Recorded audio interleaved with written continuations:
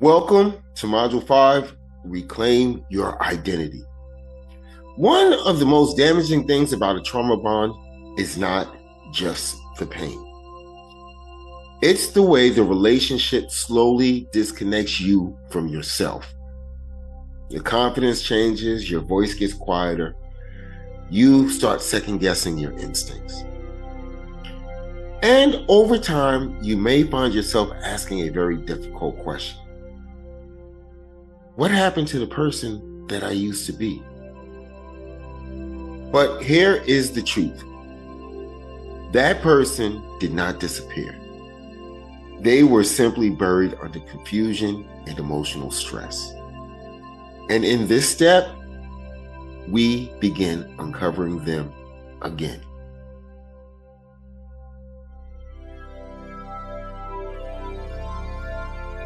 Trauma bonds often change how you see yourself.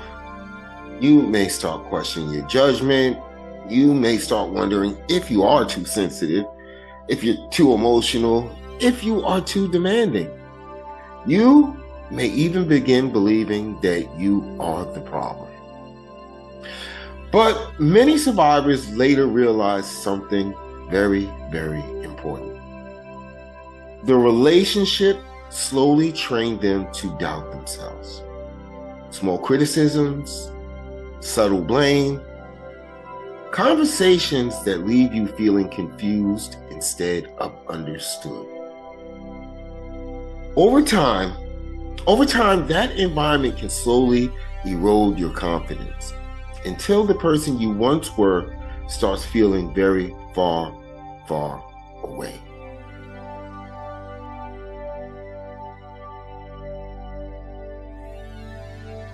When someone experiences long periods of emotional stress inside of a relationship, the brain begins adapting to survive the situation.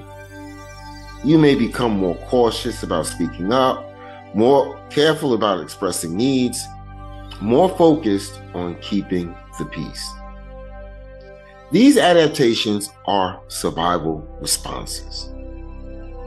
They actually help you navigate a difficult emotional environment.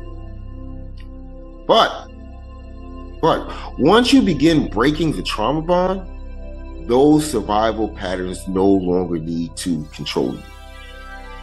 Healing involves reconnecting with the parts of yourself that were pushed aside.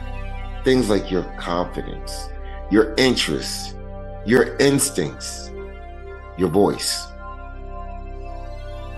The person you were before the relationship is actually still there. And rebuilding that connection is a powerful part of breaking the trauma bond.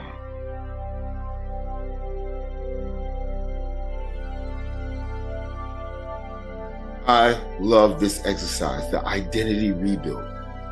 This step is about reconnecting with yourself. Now, I need you to take a moment and write down 3 lists. Pause if you need to, but these are all very important. First, write down 5 things you used to enjoy before the relationship. I'm talking about activities, hobbies, things that once brought you peace or excitement.